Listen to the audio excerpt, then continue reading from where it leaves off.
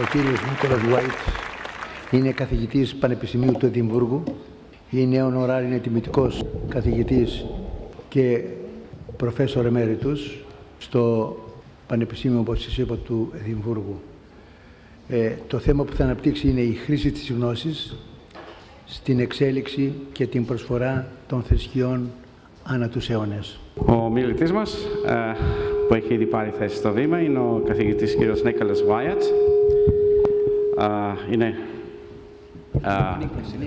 Θα το πω και στον αγγλικό. Είναι ομότιμος καθηγητής στις θρησκευτικές σπουδές του Πανεπιστήμιου του Εδιμβούργου και θα μας μιλήσει πάνω στη χρήση της γνώσης στην εξέλιξη και την προσφορά των θρησκειών ανά τους αιώνες. So, our next speaker answers to the name of Nicholas Wyatt, is a Professor Emeritus in Religious Studies of the University of Edinburgh. He had also served as a lecturer and reader, also in Religious Studies in the University of Glasgow, where I was pleased to meet him. We're long-standing friends, and he's really a very authoritative person and a very learned in this field of religious studies. His articles have been published in major journals the world over. And the topic he's going to address is the use of knowledge in the evolution and offer of religions through the centuries. Professor Wyatt, please. Thank you for the honor of inviting me to this Congress. I'll try to do it justice. In his role as Reg in Monty Python's Life of Brian, John Cleese famously asked, "What have the Romans ever done for us?" The same may be said of religion. Religion is not an unqualified force for good in society, but nor is it to be dismissed as superstition and nonsense, a relic of the past. For better or worse, it is integral to our very constitution as human beings. In the recent past, the rise of modern academic thinking has enabled us to reach a better understanding of religion.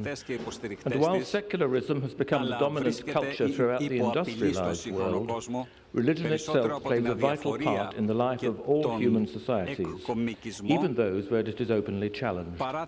In many parts of the world, its truth claims are not questioned.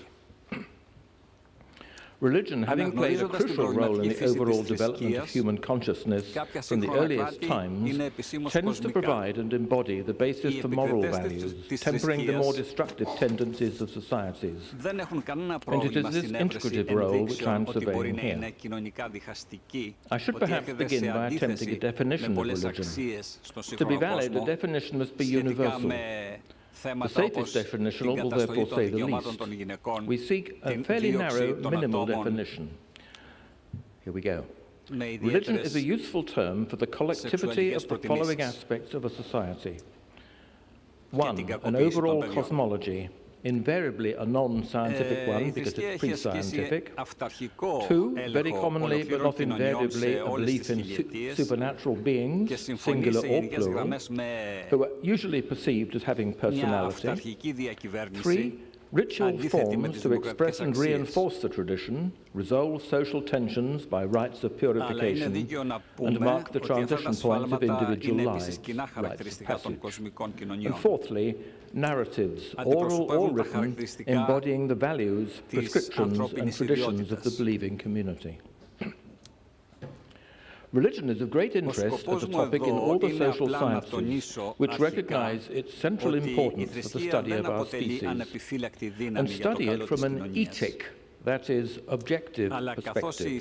They view it neutrally.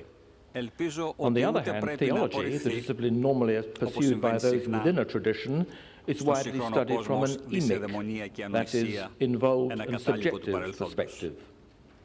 Emic and etic are anthropological jargon for the insider and outsider views of religion. My concern here is primarily the etic perspective, but many scholars of religion are motivated in part by an emic element, in addition to their natural fascination with the discipline, and I count myself among them. Striking the balance is the trick. Religion cannot be explained simply in a functional sense as the cement of society, nor is it adequately defined in the Marxist view as an anesthetic against the pains and misery of life, the opium of the people. Theologians will generally give very different accounts from anthropologists, and in case there is a temptation to settle for an uncomplicated sentimental account, it would be quite unwarranted to claim for it as a matter of right the high moral ground in any society, because some of the worst excesses of human cruelty and savagery have been carried out and are still being carried out in its name. We are probably agreed that a working definition as offered above is important to enable us to examine it in a civilized manner, observing the phenomenologist virtue of epoche. We have to begin with an account having a universal basis on which foundation cultures could build their particular superstructures, which reflect their own historical experience. The one thing any comprehensive perspective of the diversity of religions teaches us is that they are all, without exception, historically conditioned and reflect the particular experiences of their adherents. The archaeologist and anthropologist David Lewis Williams, who specialized in the religion of the San of Namibia, wrote of the concept of a tiered universe, heaven above, hell below, and the level of anxious humanity in between appear in one form or other across the globe. The three-tiered cosmos referred to here was more or less universally believed in antiquity and still forms the basis of religious rhetoric in many traditions. It's the biblical view, for start. Lewis Williams' anxious humanity sought ways to escape this prison house, an emancipation which was believed to be achieved by ritual specialists. The hint in his description of people at the mercy of forces beyond themselves is the basis of Rudolf Otto's famous account in The Idea of the Holy, which attempted to analyze what he called the irrational factor in religion. The fundamental element, according to his approach, is the human sense of creatureliness, of utter dependence on a greater external power, experienced in Otto's terms as the numinous. This archaic pattern was also found among the early kingship systems of the ancient Near East, which is my own particular research area, forming the basis for political power, the king having a monopolistic channel to the gods. In the Levant, it characterized the ritual life of kings in the small kingdoms such as Israel and Judah. A similar pattern obtained elsewhere. An important point about the experiences underlying these religious patterns of thought is that they are sui generis, deriving directly from human neurological structures, and their use as adaptative tools in religious and social contexts was essentially secondary, but their dynamics suited them perfectly for this secondary role. Structured religion in the service of the incipient state from the Neolithic period, about 12,000 years ago onwards, served as the metaphysics of the community, incidentally enhancing the power of kings and priesthoods.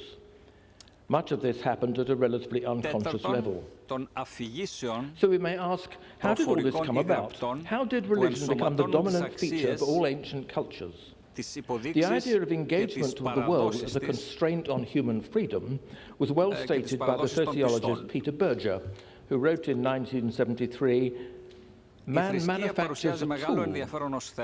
Once produced, the tool has a being of its own that cannot be readily changed by those who employ it. Indeed, the tool may even force the logic of its own upon its users. The same objectivity characterizes the non-material elements of culture as well. Man invents a language, and then finds that both its speaking and his thinking are dominated by its grammar. Man produces values and discovers that he feels guilt when he contravenes them. Man concocts institutions which come to confront him as powerfully controlling and even menacing constellations of the ancient world." The principle encapsulated here may be said to control everything we have to say about religion, and indeed all cultural forms. The moral ambiguity noted above is the price to be paid for having it. Religion, like language, calls the shots so long as there is a compliant community. Let me turn now to some of the structural forms of religion, particularly the ones, of course, that interest me. Firstly, placement. feet on the ground, orientation. From its earliest beginnings, an important function of religion has been to place a community and its members firmly on earth within a territory. These are the beginnings of GPS, but many thousands of years ago. Orientation is a basic element in the maintenance of this imperative. It is a linguistic example of Berger's point, that language, verbalizing the experience, in turn, comes to control the experience. The clearest example of the presentation is Hebrew, although what I'm about to describe is true of all the Semitic or Afro-Asiatic languages, and as far as I know, I've checked with many, all the Indo-European language and Japanese as well, so it looks as though it may be universal. I'll give you then a column of terms and then various senses. Firstly, the word kedem, Q-E-D-E-M. Στην εργασία του De Revolutionibus Orbius Colestium. Application of the term to the subject. Μία κρίση προέκυψε το 1859 με τη δημοσίευση του βιβλίου του Δαρβίνου, η καταγωγή των ειδών. Kedem means the east in Hebrew. Αλλά με εξαιρέσεις σε ορισμένες από τις υποδιαιρέσεις. Because you're looking into the east, and you'll see in a moment that the west is behind you unseen, it comes to mean the past. Ο χριστιανισμός έχει προσαρμοστεί σχετικά καλά στη νέα παγκόσμια νέα τάξη. Επιστήμη και θρησκεία βρίσκονται σε διάλογα σε πολλά πανεπιστήμια στον αγγλοσαξονικό κόσμο, αν και η άνοδος της ψευδοεπιστήμης με τη μορφή του κριεσιονισμού ή του ευφυούς σχεδιασμού είναι ένα ανησυχητικό γνώρισμα σε ορισμένα ιδρύματα της Βόρειας Αμερικής. We see here an extension outward from the subject into a spatial dimension, the world I experience, and then into a temporal one, my movement through time. Thus I, the subject, am at the center of a world of space and time which I construct from my personal experience and which in turn contains and constrains me. We are all doing this, and the common terminology enables us to coordinate our efforts so that the experience is both personal and communal. This may not appear to be specifically religious, but this intuition is confirmed by its application to, for example, religious architecture. Many religious buildings round the world are essentially extensions of the body, imposed upon the earth, and thus symbolically taking possession of the earth and sanctifying it. The basis of this orientational language, deeply embedded in various language families, as I've noted, is an archaic, even pre-human practice of facing the rising sun in the morning. The feature of this process, which I want to emphasize here, is the implication facing into the past. It means that events in the past are visible, if only in the mind's eye, and can be reflected on, and most importantly, used as a basis for making decisions about the future, which lies hidden behind the subject. Seeing and knowing, sharing the same root in the Indo-European languages, Sanskrit vid, Greek oida, Latin video. We see and understand, constructing our future and our meanings from our past. The literature of the ancient world was originally transmitted orally, preserving the wisdom of the past for use by later generations. The most valuable parts came gradually to be regarded as not just sacred, but as sacrosanct, canonical, and formed the scriptures of various religious groups.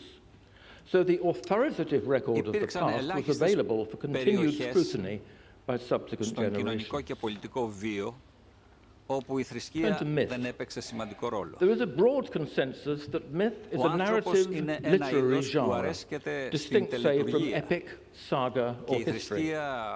However, the term is commonly used to cover such a wide variety of literary forms that I prefer to see it as a mindset. While it is narrative, I think of it as the entire emic mode of thinking, that is, the narrative about one's experience within the community, when expressed in narrative form. To live within a religious system that is emically is to inhabit the world of myth, which is not to be contrasted with truth. While anthropologists and sociologists of religion delight in myth as a rich source of material for analysis, many biblical scholars have had a problem with it. By defining myths as stories about gods, plural, Otto Eisfeld considered it entirely proper to deny that biblical literature ever used myth, on the basis that the Old Testament is monotheistic. The tendency among many biblical scholars was to gloss overtly mythical material in the Old Testament, such as the creation and flood stories, as demythologized. Move on to memory and ritual. The human faculty, which is crucial in order to benefit from the cultural and religious values of ritual and narrative, is memory. If memory goes, our entire personality dissolves. Memory of the community narrative is what makes us social beings. Merlin Donald traced its pre-human antecedents, noting, however, that humans alone are aware of the passage of time and through memory can live in the past, recalling earlier events. Indeed, events before our own lifetime we can remember collectively, socially, prosthetically, as some sociologists have called it, by locking into the narrative of the community. A lovely example of this is the Jewish Passover rite, when the son asks his father in the book of Exodus, "What does this rite mean?"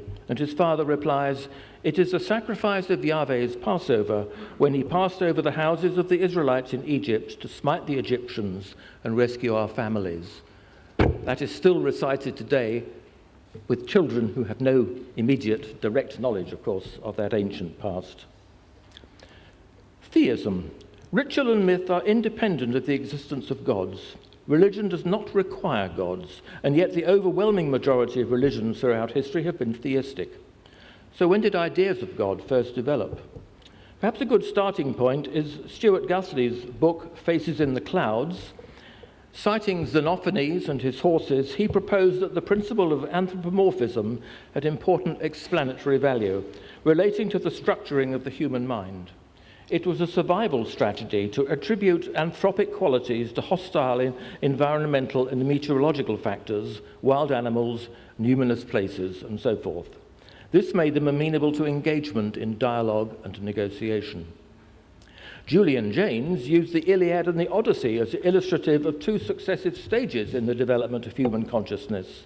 The former, more archaic, being, strictly in his view, unconscious and bicameral, in which the neural processes of the right hemisphere of the brain functioned as messengers and those of the left as hearers, so that the human subject heard voices giving him or her instructions, rather like a modern schizophrenic, and reacted automatically and unthinkingly.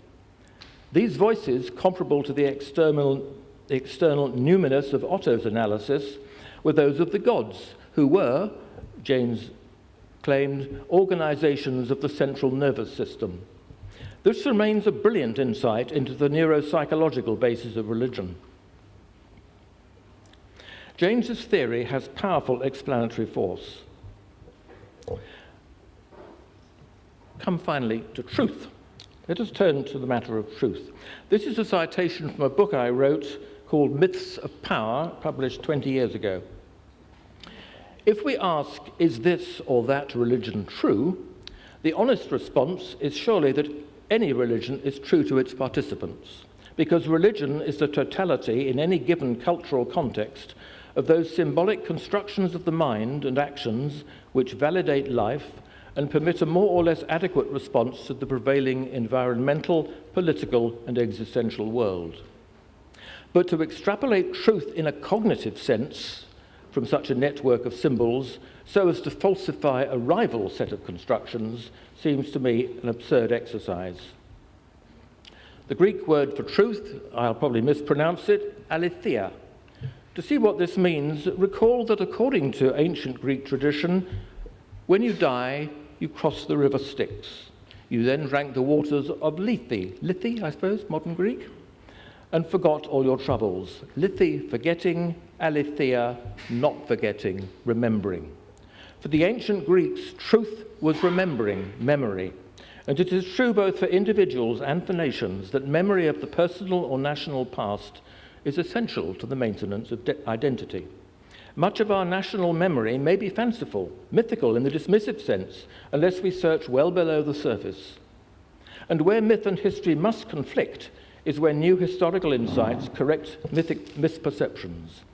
In the United Kingdom, about to leave Europe and betray the world yet again, we have a national myth about the benign nature of the British Empire. Uncomfortable truths are now emerging as to how brutal it often was, all over the world. We can go round the world and find that every nation has skeletons in the cupboard. At times, the function of myth seems to be to keep them there. For as T.S. Eliot remarked in his poem Burnt Norton, humankind cannot bear very much reality. The function of history, as it is now developed, is to open the cupboard doors. A function of religion should be to give us the courage to do so and to face the consequences. Thank you.